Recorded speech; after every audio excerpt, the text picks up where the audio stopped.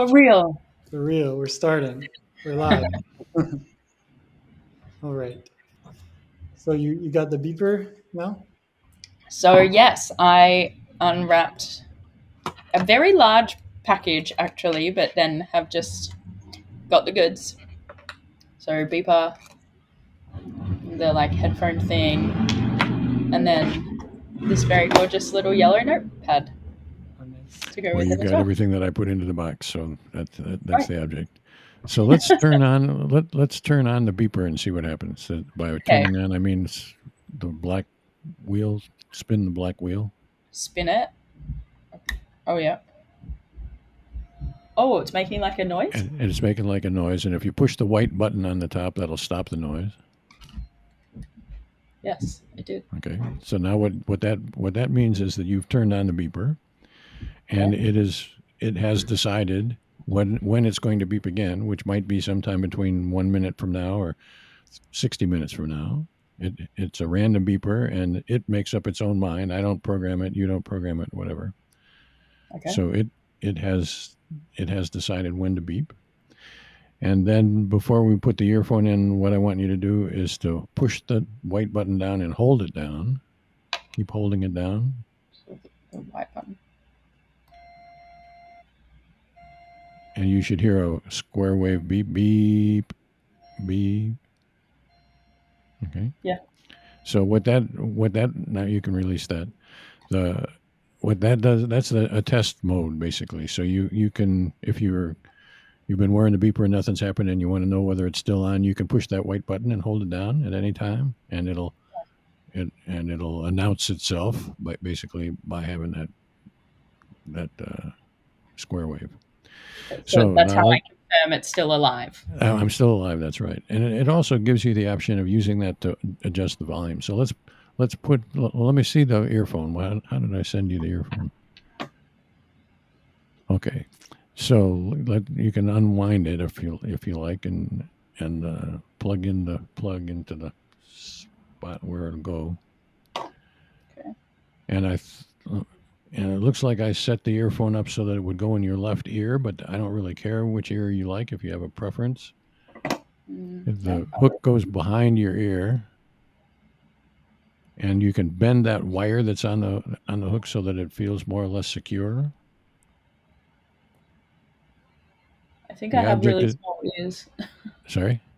I said I think I have quite small ears. Well, that's the advantage of having that wire, so you can bend it to Okay, yeah. match. And I would say about the wire for the device, some people would run the wire down inside your shirt, because Hmm. then your collar will hold the wire up against your neck, and you won't snag the wire on the doorknob or whatever as you go. But I don't really care. It's up to you how you want to deal with that. Okay. And then have you plugged the other end Yeah. into the beeper? So let's push the white button down and hold it down again so you can hear that square wave through the beeper or through the earphone. Yeah. And now while you hold the white button down, you can adjust the volume by twisting the black wheel that you turned it on with.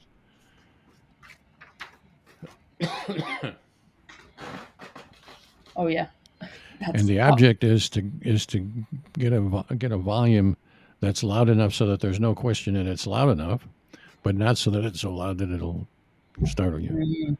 And that depends on where you are. If you're in a quiet location, then it's one volume, and if you're outside or whatever, and then you need another volume. So that's another function of holding the white button down. You can set the volume to a comfortable level whenever you want. Whenever you move from one environment to the next, you want to adjust the volume.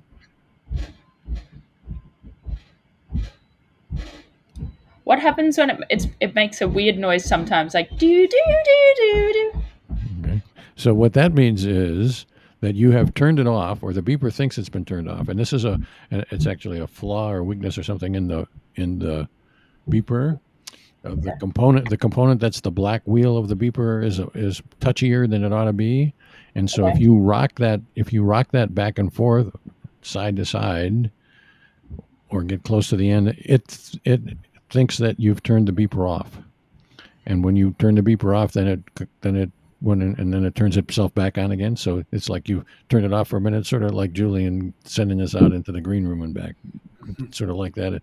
But for a microsecond, it thinks that it's been turned off and then turned back on, and again it comes on beeping. And if you're holding down the white button when you turn the thing on, then it plays that little song for you. And that little song tells me, you don't need to know anything about it, but it tells me that inside the box there are a bunch of dip switches that tell you whether this is in fixed mode or random mode, and how long the intervals are going to be, and some other stuff. And so it plays that little song that tells me this is what the dip switch settings are, so that I don't have to take it apart to look at it. I can see how the beeper is set up by turning it on while holding the white button down. But you don't need to worry about that. If you hear that song, just take your finger off the white button, and that song will stop. And Okay.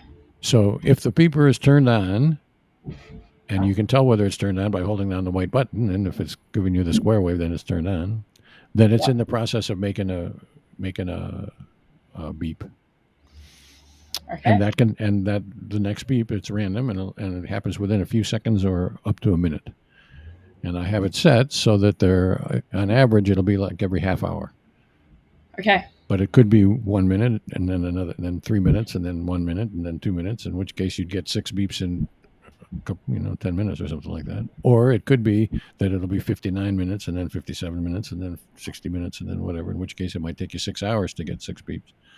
On average, it's going to take roughly 3 hours to get 6 beeps. Okay. Why did I So think there's one more thing that the beeper does, and that is that if you were to take the beeper off out of your ear and set it aside, you don't need to do it, but if you were to do that, Yeah. and then go about your business, sooner or later the thing is going to beep, and the beep, when the beep occurs, the beep lasts for a long time. It's not just a beep, it's a beep, and the beep lasts until you push the white button. Oh, so anytime it goes off, I have to push the white button to stop the beep? Exactly. Okay.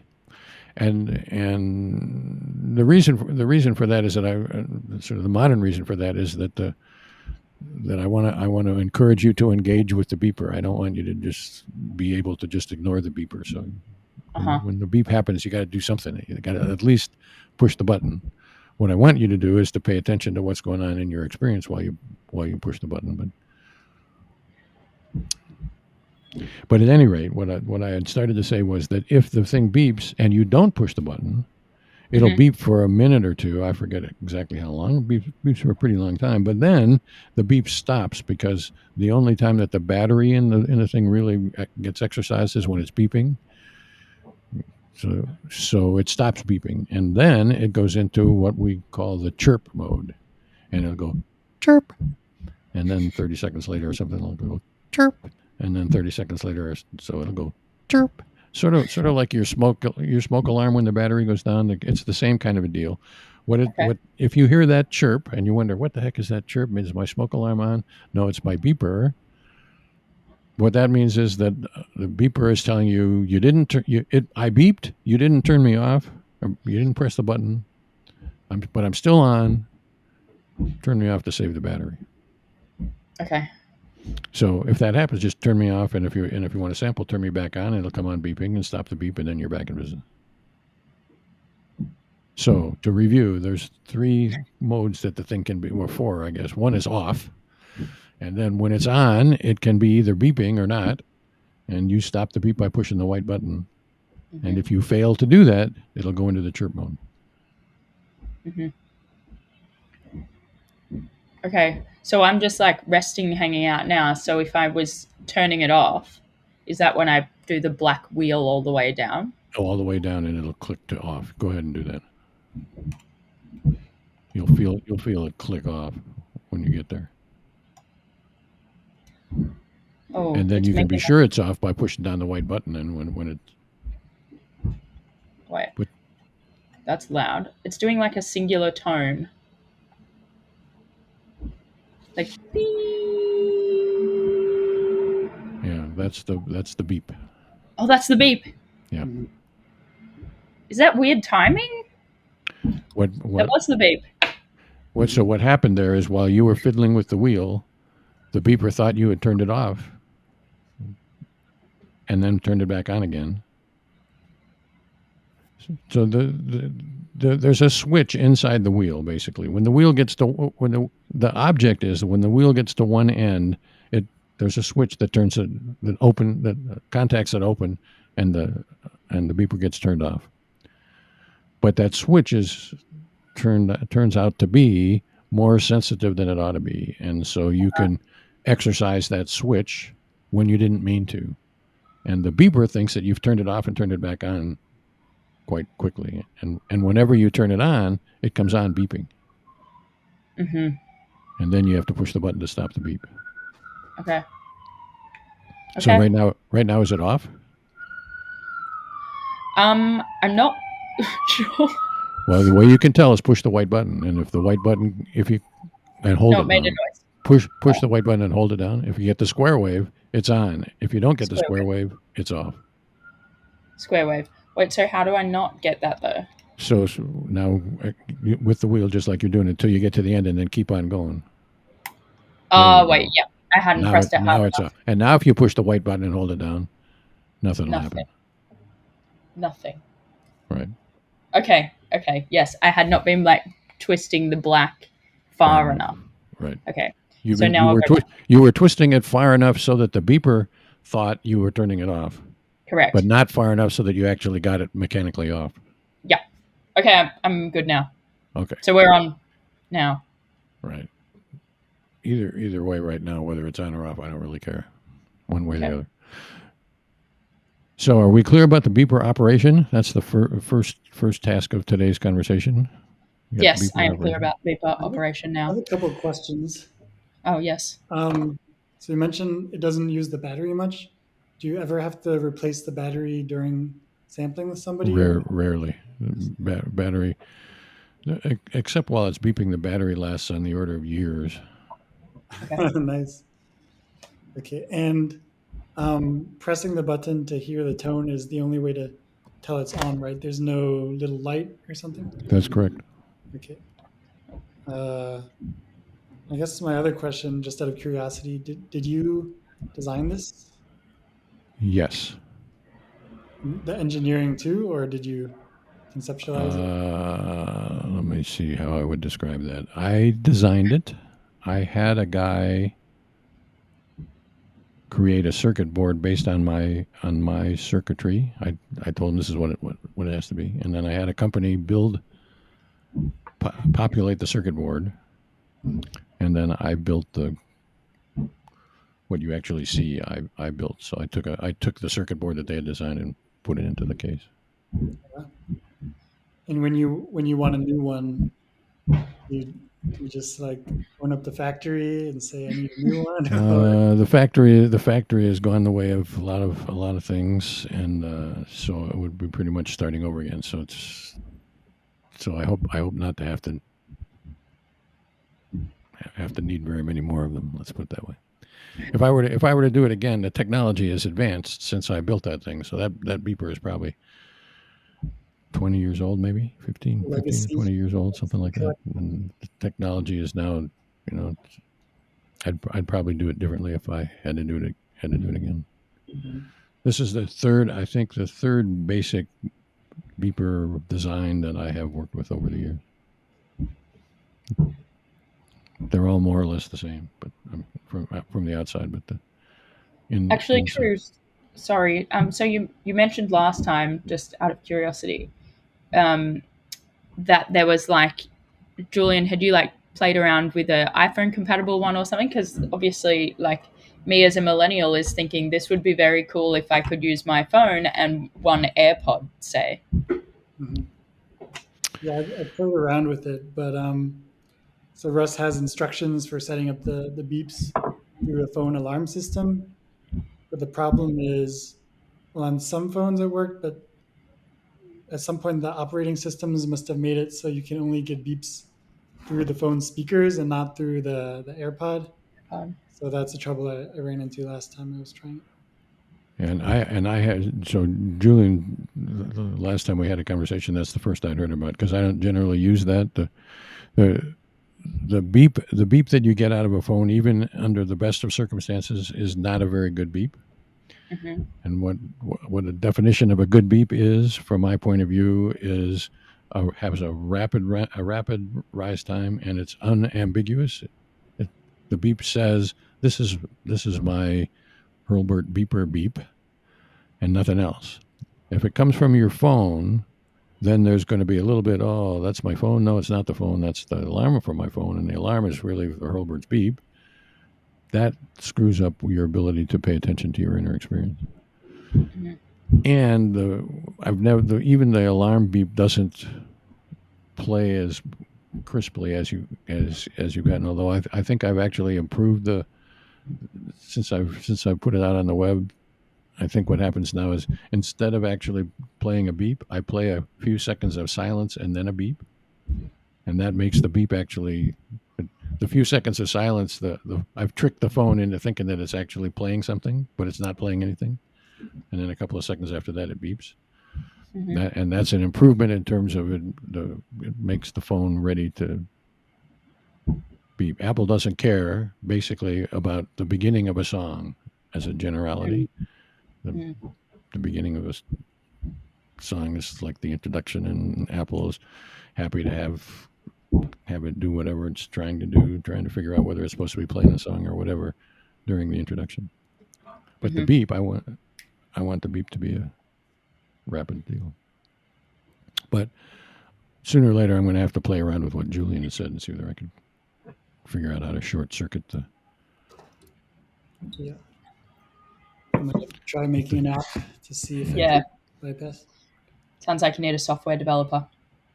Yeah. I have an app, but that I designed called I Prompt You, but it doesn't deliver the beep as well as it should, so I don't ever use it. Had some problems with that. All right, should we get on to kind of explaining your task? Yeah. And I was thinking maybe I could try explaining it, and Russ, you could tell me what I'm leaving out. Okay, fair enough. I think that could be good for the first sampling too, if I kind of start first as an apprentice, and then you tell me what I'm leaving out, what I could change. Okay. And then, yeah, maybe for other days or other samples, we could trade off. Sometimes you do them, sometimes I do them. Sometimes we both. I think it's generally a good idea when we actually get to the beeps, if we do trade off, and also alternates, where I would ask and then you would ask and then I would ask and you would ask, or vice versa. Okay, yeah. Yep. And That sounds good. I think there's virtue in that from a variety of different perspectives. Yeah. So I was trying to think of my approach to doing this. If I should kind of brush up on my DS knowledge, read what you wrote. But I thought it might be interesting if I kind of went in um, without doing that, more from how I've been doing it, what I remember. The last time I did it was maybe 8 months ago. And then see if we have kind of different approaches. So, I think that would be good. The method is really simple. I think you're going to get a beep, and we're going to tell us about what your experience is at the moment of the beep. yeah. And so that's everything that I've written for the last 50 years, basically. There's some complexities to that, but if you want to review, that's the. Yeah, and Mel, you've read up about it, so you know more than some people starting this. But just to reiterate, so and Russ does this too. There's usually a timeline, and I hope I'm going left to right. You are. Okay. Yeah. Left to right. So then this is you as you go about your everyday life. You have the beeper in your ear, and at some point you'll get a beep through this line, and Mm-hmm. then you will record whatever was in your experience right before the beep. So the very short instance right before the beep, and be as specific as you can. Some people try to describe a much longer section of time, but really try to be as specific as you can to what was right before the beep, and not add the beep like, oh, I'm hearing a beep now. Darn it. So not that. You're not right after the beep, um, but really right before you got the beep. Um, and so, a common question people have that you might not have because you've read more is, what exactly do I record? And I'm hesitant, and I think Russ is too, to tell people exactly what, because it depends on your experience. It really is particular to you. So whatever it is that's in your experience, directly before the beep. Um, and the other thing that's important to know is that you can always choose not to write it down. If you're busy, maybe you're driving and it would be dangerous, you don't need to record it. Maybe it's something that's personal to you. You don't need to record it. You don't need to tell us, because um, every beep is personal. It's information that you have about your own experience. You can choose to share it or not. And it's always better. Let's say you have a moment and there's one thing you want to leave out, but everything else you're okay to tell us. Please just drop that sample and move to the next one, because it's better just to have either you completely tell us everything or you don't tell us at all. Um, so that's important to know. What else? My spiel is generally pretty short the first day, because I don't want to bias or lead or maybe say too much. Um, but Russ, you can tell me if I'm leaving something out. Do you have any questions, Mel? Yes, but Russ, do you have anything to add first? Well, I would say, why don't you ask the questions, and then I'm taking notes about things that I might say or not say or whatever. But we can come back to that. Okay. Well, so I guess similarly, I read up and things like that, but then got to a point where I didn't want to get too into the specifics with other people that have done this before, because I didn't want to see too much about what other people were recording or how they were recording it, because I didn't want to impact my own. Mm-hmm. I don't want to lead myself down a way. So, like, how much, when you say record the moment and whatever was going on, like, how much detail, like, is that 3 words? Is that a Um, paragraph? Is that, so I will say as much as much detail as you can, trying to be faithful to the experience. And if you're uncertain about anything, please note that or tell us. You mm, don't need to have absolute certainty. If the beep happens and you have no idea what happened, mm-hmm, gosh, I was doing something, I have no idea. I can't even remember. Tell us. mm-hmm, That's fine. And it doesn't mean you're bad at the method, because the method is just telling us whatever you can with as much and telling us how much certainty you have. So I'll say that. In mm-hmm, terms of what you should jot down in your notes, it really is personal, and it's whatever to help you remember as much as possible. And I remember Russ talking about this before, saying that there are no real guidelines for how mm-hmm, you write the notes, because it's really up to you and up to you to help us remember. And he doesn't check the notes. I don't check the notes. So that's up to you. And then in terms of level of detail, it really depends on your experience. If it takes a lot of detail to describe your experience faithfully, then use that. If it doesn't, it doesn't. If it mm-hmm, takes so so that's what I would say on the first sampling day. mm-hmm, So let me say what I would say about that. I was going to say at the end, but I don't want to. I don't want to let that what you said. I think what you said is a little bit down the wrong track, and I don't want to let that sit with Mel too long. Okay. So what you said, as I recall, was something like as much detail as you can, and I wouldn't say that. I would say Yeah. write what you need, and it's between you and you. So we are interested in as much detail as we can get about your experience. That's the object of the exercise. But what you write down is notes from you to be able to provide that detail. And if you can do it in one word, if for you one word is all you need, one word is fine. And if it takes a whole page or 10 pages, then it takes a whole word. So the object of, and the reason that I want to make this clear is that I don't know what the best thing for you to write down is. You probably know more about that than I do, and you will probably learn more about that as the process goes. But so that's what I would say, and the reason that I would say that is a couple of reasons, but among the more primary ones is that the beginning of DES and the whole deal about DES is to enlist Mel as a co-researcher, where she has responsibility. I don't know how to do this.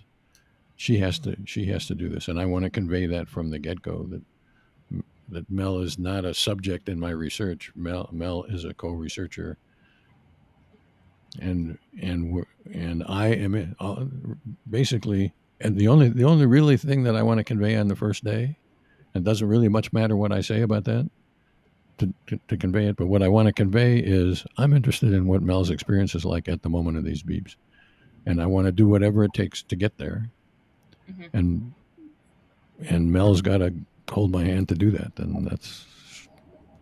and she's got to be the guide. After that, I don't really care what gets conveyed. Yeah. Okay, that makes sense. And I would also say, I don't expect Mel to understand what I'm talking about on the first day. It takes it on the 0th day. This is the day that I call day 0. Yeah.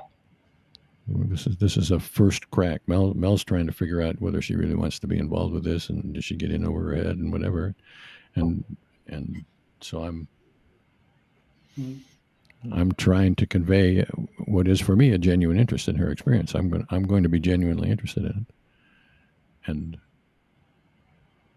and I hope that she can do what she has to do to tell me about that.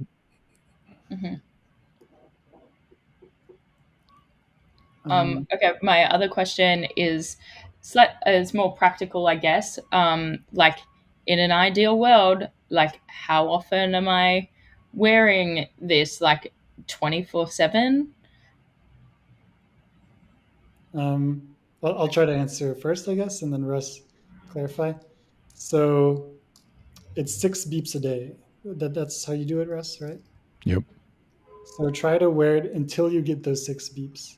6 And beeps. as far as activities, whenever it's practical, you can do that. So maybe if you're in a very important meeting, you don't need to do that. Wherever it's practical, if you got a beep, you might be able to record it. You can wear it. Of course, any beep you can jot down. And to just do it until the 6 beeps are collected. And that won't take 24 hours. It usually, my experience is 3 to maybe 5 maximum. Is there anything else you'd add, Russ? So I agree with that. What I would say, the only thing that I wouldn't have said about that is that I would avoid an important meeting or whatever. What I would, because I would, it might very well come to pass that Mel would like to wear it in important meetings. She wants to know what's going on in important meetings. How does she deal with that? And wearing the beeper in an important meeting is fine. So I wouldn't prejudge when she wants to wear it. What I would say is there's some advantage in doing it all in one setting, basically. One setting is a bad word for that, but all at one time. But I don't even really care about that. The advantage is that if you put it in and you do it in one go, then you have a higher chance of forgetting that you're doing it, which is really what I want you to do. I'm more interested in your experience without wearing the beeper than I am wearing the beeper. So I don't want. What the worst thing to do would be to wear it until you get a beep and then take it off, and then to put it back on later on and wear it until you get one beep and then take it off. Because then you're sort of maximizing the intrusion of the beeper. You got to start it and whatever. But if you think you're going to wear it for 6 beeps and then after the third beep something happens and you can't do it, the baby's crying and she's grabbing on my earphone and whatever, there's a lot of life happens. Then take the beeper off and come back and finish it off when you can. Mhm. Do you so there are no prescriptions you can't wear it here. The only Russ, what I would say about that is the only time that I don't want you to wear it is if you're going swimming. Yep. It wouldn't like to get super wet. And if people ask, should I wear it when I'm driving? What would you say to that? I would say yes if you like wear it when you're driving. Don't do anything that would be unsafe about it. But a lot of people wear it when they're driving, and then particularly after they get more skilled. But then you can't write it. Maybe you can't write it down. You got to pull over and write it down. But you can freeze what's going on in your experience while you're driving. If someone says, well, I was driving and the beep came and I was 15 minutes away from my destination and thought, oh, I'll remember it till then and jot it down there. Would you say that's acceptable? Or? I would say I'm interested in your experience at the moment of the beep, and if you're right about that you can wait 15 minutes, that's fine with me. Mm-hmm. But I don't know about that, and you probably don't know about that either. We'll find out about that, whether you can wait 15 minutes. Any other questions? No?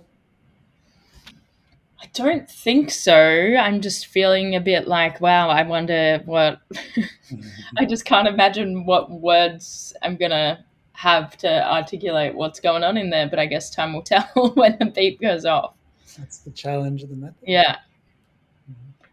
No, and then my brain just goes like, I think as time goes on, I would be curious to kind of like what you said before, Russ, with if there is an important meeting, keeping it in. Like, I think that there's a lot of interest in trying to keep it in as much as I can in just like my regular day, because just like thinking ahead, I'd be very curious if there are differences based on my change in environment, whether when I'm on the subway or when I'm at home alone or when I'm walking through Central Park or feeling surrounded by lots of people at a certain place. Like, I think that would be really cool to explore. So, yeah, that's just me spitballing for the future. So I think that's great, and I would say, if it was just me doing the sampling, I would say that's great. And the reason that I would I would say, I'm saying, and I would say in any kind of a situation is, I want you to be interested in those kinds of things. Because I'm interested in those things, and I want you to be interested in it. Yeah, I'd rather have you talk like that than to say, well, Hurlburt says I got to wear the beeper, and so now I'm going to wear the beeper. And so that would give me another opportunity to bring home the co-investigator stance, and it will unfold as you get more comfortable wearing the beeper, more skilled at responding. Then there are going to be times when you would wear it where you might not have worn it on the first day or whatever. But I've had people note the time of the beep. Oh yeah. Russ, do you do the same?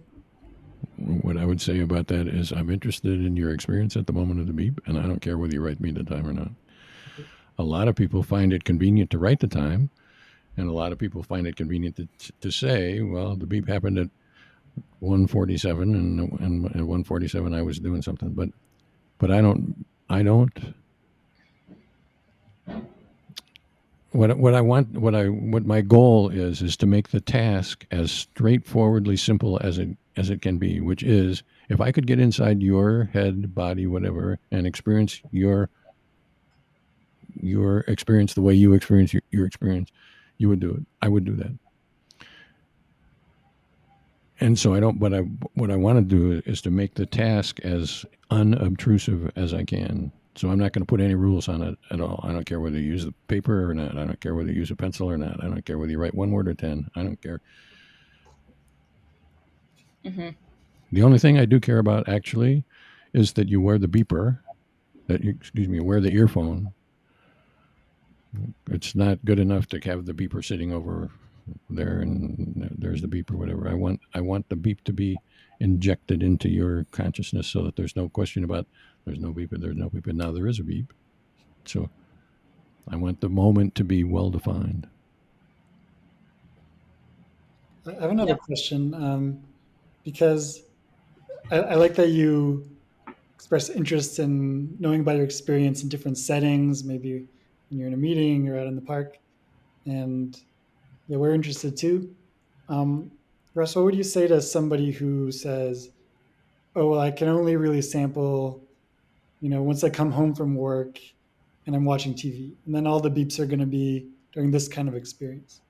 I mean, I think it's fine because you're still learning something about their experience. You're still getting samples of their consciousness, even if it's just one activity. But like analysis after might be a bit skewed if you try to say, "Oh, their whole experience is like this." But I mean, I guess from my perspective, it's fine so long as you're only getting experience of certain activities. Yeah, how do you approach that, Russ? Well, the first thing I would say is I don't think we ever get the whole Mel. Our object is not to get the essence of Mel or the entirety of Mel. We're going to get 36 moments of her experience or something, and that's what we're going to get. And I would say about the watching TV, I think watching TV is not particularly interesting, but I wouldn't make a big deal about it on the first day. And if somebody says, "Well, I can only do it when I come home from work and I'm watching TV," I would say, "Well, let's do that, and then let's see what happens." And then on the second day or the third day, I might say, "Well, got a lot of beeps watching TV, maybe be worthwhile doing something else." Mm-hmm. The first day, all days in general, but the first day specifically, is I want to make the task as natural as it can be, and I want to express as much interest as I can, and I want to. I shouldn't say that. I want to express as much interest as I have, not as much as I can, but as much interest as I have, which is generally quite a lot of interest. So I'm going to express that, and after that, it doesn't make too much difference what I say. I don't think what is said or not said on the first day is very important unless it's misleading in some way. Yeah, because yeah, my first day is generally pretty short, and then when you put your YouTube videos up showing your sampling, I think one of them the first day was quite long, and there was like an hour discussion. So I was wondering, oh, is there a lot I'm leaving out? On day zero, as you say. So if Mel had come in and said, "I got this. I understand what I'm supposed to do. I'm going to stick this thing in my ear. It's going to beep. I'm going to pay attention to what was going on in the beep, and you don't really need to tell me anything about it." I'd say that's fine with me, and our first conversation would have been 30 seconds long. Mm-hmm. If Mel had come in and said, "I've got these questions and these concerns and these whatever, and I got these philosophical things, and what would happen about this, and that our first conversation would be an hour long. And the reason for that is I want Mel to be a co-researcher, and if she's got these interests, I'm going to be interested in that. And I'm not going to say, "Well, these are the rules. This is the spiel that I'm going to get. My spiel is 2 minutes and 47 seconds long, and when I get to 2 minutes and 47 seconds long, we're done." I just don't think. Well, A, I don't think it's very nice, but B, I think I want Mel to be on my team, or I want to be on Mel's team, or I want us to be a team. And if Mel has interests, then I'm gonna try to respond to it. But it's not because I think it makes much difference as far as the instructions for the sampling is concerned. It's about conveying. It's conveying an interest, and I guess I do want to build Mel's interest. If she didn't have any, I would try to build an interest. Like I might give a spiel why I think inner experience is important, and that would take me a few minutes or whatever. But Mel seems to already think that's important. That inner experience might be interesting, so I don't have to do that. Yeah, and then I don't think I have a whole lot of questions because even to me right now, I can understand that it's just so hypothetical at the moment. Like I just have to start hearing beeps and trying to record them. So I don't know what questions I have yet until I I think do that's that. it. I think that's exactly right. And when I think Mel's in that mode, then I think then we're done. Yeah. And so the first day there is absolutely nothing that has to be said on the first day, I think. Yeah, a common question I get is them asking, so what do you mean my experience? Like what I'm doing or something like that? Or they might ask, what do you mean? Like what I'm thinking? And I don't want to, because the actual answer is it could be, thinking, feeling a whole number of other things. It could be, there's so many possibilities. I want to convey that without kind of giving ideas of what else it could be. So that's sometimes a challenge. So maybe I'll say like, if what you're doing is in your experience, then tell us that, or it might be something different. But, but I guess Russ, what's your approach to questions like that? I would say I'm interested in whatever is before the footlights of your consciousness. And that might be what you're doing, and it might be what you're thinking, and it might be what you're feeling, and it might be some sensation you're having. Because sometimes I don't even know to use things like thinking, feeling, Mm, stuff like that, because it might give some ideas. mm, So I agree that there's a risk. There's a risk to that, and and and my way of dealing with that is whenever I use a term like that, I try to make it seem like I don't really care about that. Mm-hmm. So what I just said was, it could be your thinking, it could be your feeling, it could be something else. I My way of speaking about those words was I don't really know about that or care about that or whatever is before the footlights of your consciousness. By and the opposite of that it would be well some people say they're thinking and they think in words and when they think in words they think in full sentences and whatever. Some people think like that. I would not say that on the first day. Yeah. I would I would I would I am let's put it this way. I am ignorant about what Mel's experience is like. I don't know what she's going to find. I don't want to give her suggestions, and I could very well I would sometimes very straightforwardly or always very straightforwardly or whatever say I don't know what's in your experience. I don't want to make suggestions about what you should be looking for. mm, So I do want to convey that. mm. But the actual words that I use to convey it, I don't think is very important. Mm-hmm.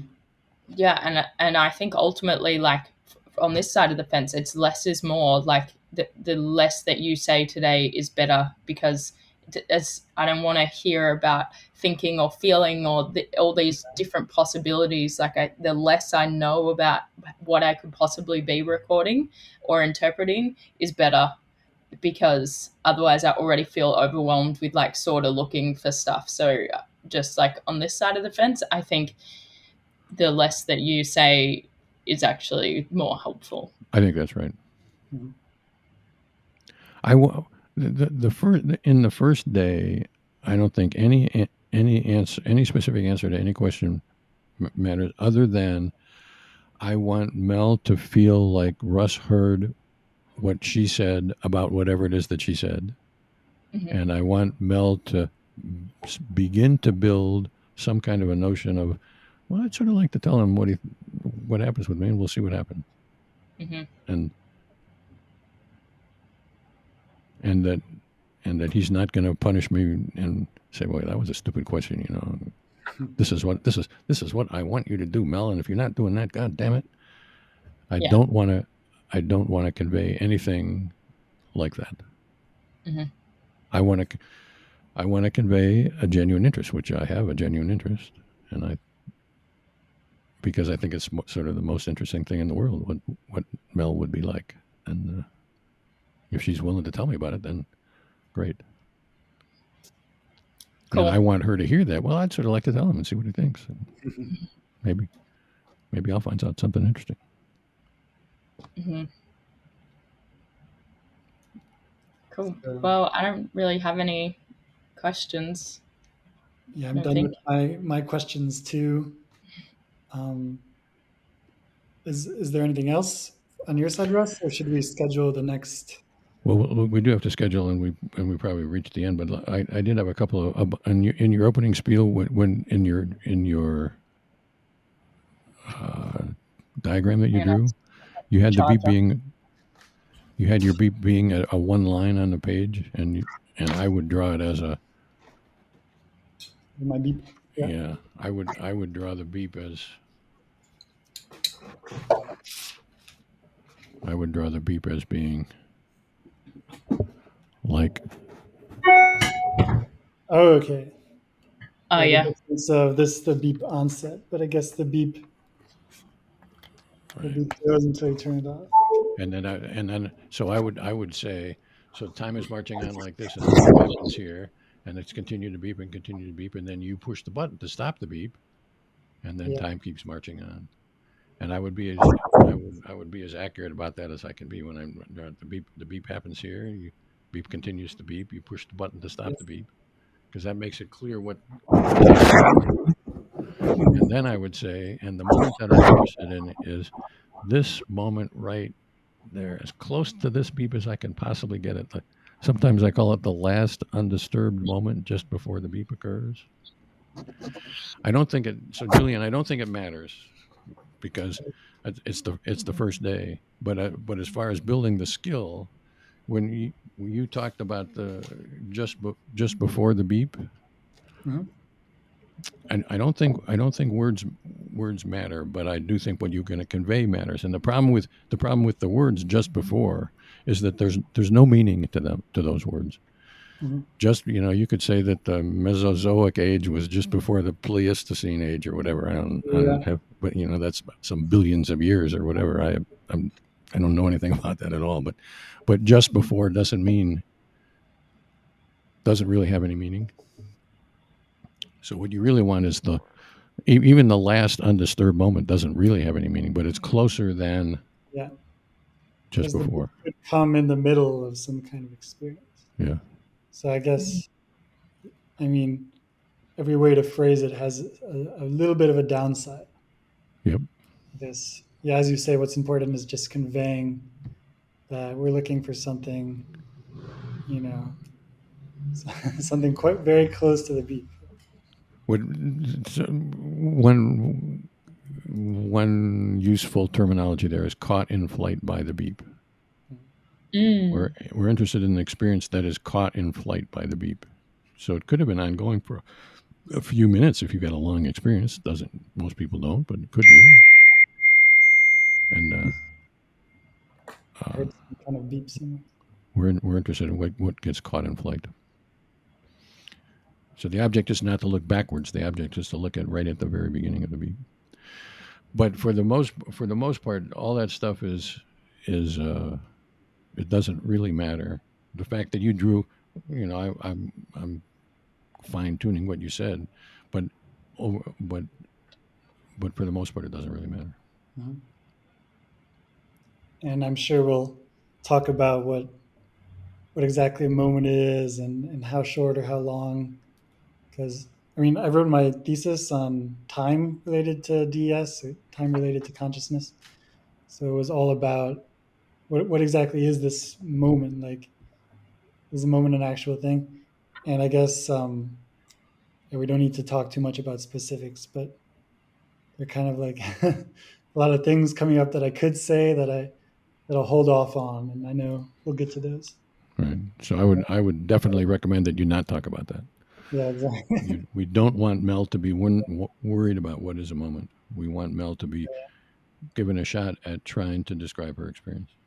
And I guess this first, we're already saying much more than we normally would, because the hope is that you're resilient. You read up on the method a little bit, So going a little bit behind the scenes won't hurt too much. But yeah, still it's good to not say too much, even now. I have great confidence in the iterative process. So I don't think there's really too much we can do to screw up Mel on the first day. We can Okay. screw up Mel over the long haul. But on the first day, The first day. we can. But for example, if we had a long conversation about what the moment is or whatever, that would Yeah. have complicated things for Mel, and it Mhm. probably would have slowed down Mel's process in getting to be good at this task. Yeah. Yeah. But we could repair that down the road. But it should be a lot easier if we just didn't have if we didn't have to. So there's a lot of stuff that we know that will emerge or maybe. Yeah. So I agree. We should figure out when we're going to do this again. Yes. And the beeps should be within 24 hours of the interview. So whenever the beeps come, if let's say we schedule the interview for the same time next week, you could either record the morning before that interview or the day before, so long as it starts within 24 hours of when the interview is scheduled to be.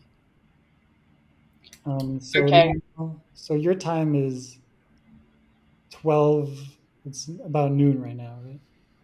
Yeah. Okay. And if we have a similar time, well, when do you think would be good for the next interview? No. So the way that I would have done that, Julian, is I would just let's figure out when the next interview is and go straight at that. And after we'd done that, then I would have had the conversation about 24 hours before that. Okay. And in the doing of that, we might have to revise. Well, I can't. If I knew that, I wouldn't have scheduled that. But let's go for the interview because that's the only part that really matters. Go for the interview. Yeah. So we could do the same time next week, as far as I'm concerned. Yep. I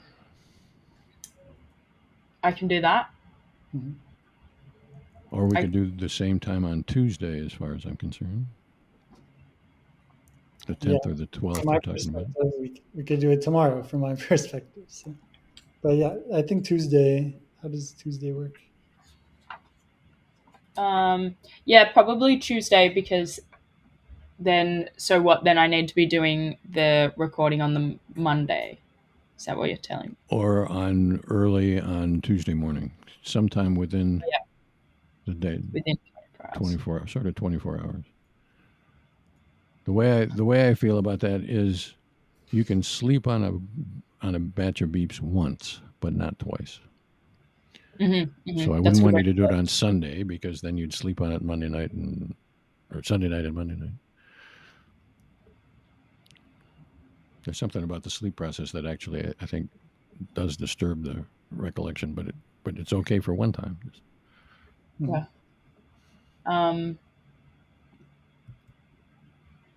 But well then, Tuesday. Yeah. Tuesday the 10th. Yeah.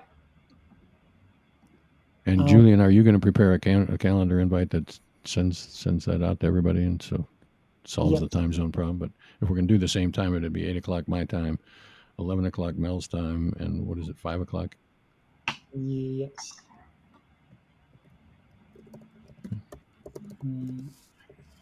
Yep, on Tuesday.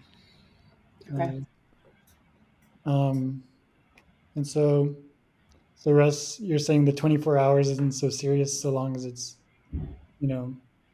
one day before is okay. That's right. So let's say we were going to meet at 5:00 on Tuesday. It'd be all right with me if she wore the beep on Monday morning. Okay. Which would be technically 28 hours before and 30 hours before or something. That wouldn't bother me. But it would bother me if she wore so now we are going to meet on Tuesday morning. If she wore the beep on Sunday night, that would be problematic. Yeah. So I want her to wear the beep sometime on Monday or Tuesday morning early. Okay. Yeah, I don't have other questions. I could stop recording soon, and then we can see if the recording's okay. Does anybody have other things to add? I don't think so at the moment. I don't think so.